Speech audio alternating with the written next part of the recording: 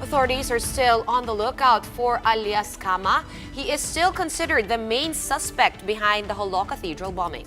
Meanwhile, hundreds of civilians are seeking refuge from nonstop airstrikes and artillery attacks in Patikul, Sulu, as the military ramps up operations against the Abu Sayyaf. Here's the rest of the story. Despite the confusion and the identity of the suspects in the Jolo twin blasts, authorities are still pinning the blame on Alias Kamah. The military says he is the Abu Sayyaf group's logistics officer. According to a News 5 intelligence source, this is the face of the alleged mastermind. He looks nothing like the four men in the CCTV footage whom authorities previously tagged as persons of interest. The men in the video have since been cleared of any responsibility and affiliation to the infamous kidnap for ransom group. So far, the military and regional police have yet to come up with more leads on the bombers.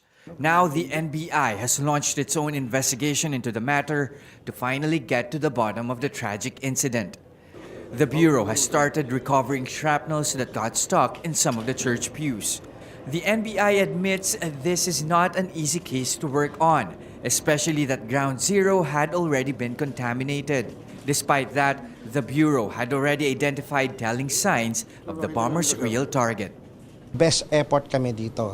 As you observe, many times before, ang harapan, kukunti ang damage. It is sidewise in relation to the seat of explosion. So, sa technically trained, may something yan. Alter side, konti ang damage. But from left to right or right to left, medyo ang devastation dito. Tingnan nyo naman. So, it show a telltale sign.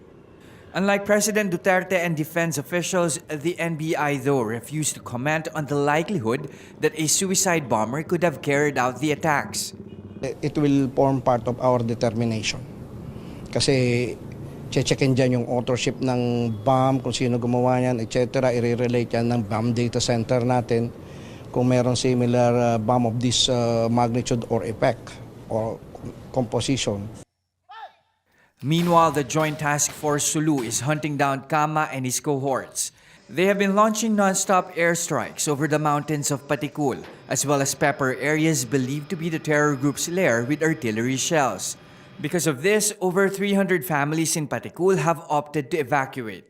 They fear getting caught in the middle of a war zone. But those seeking refuge now struggle with finding food and shelter. Di na pwede puntahan doon. Firing line na kasi. Yung pagkain, kapag may supply, may makain na kami. So umaasa lang kayo sa araw-araw? Oo. Sa supply na kung merong ibigay, salamat kapag wala-wala din.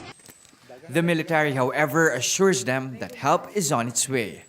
Officers also went around town to ease fears brought by a cryptic chain message warning everyone not to stay out beyond 9:30 in the evening or they will be shot dead. The military says this is nothing but a hoax. Jess De Los Santos, We Are One News.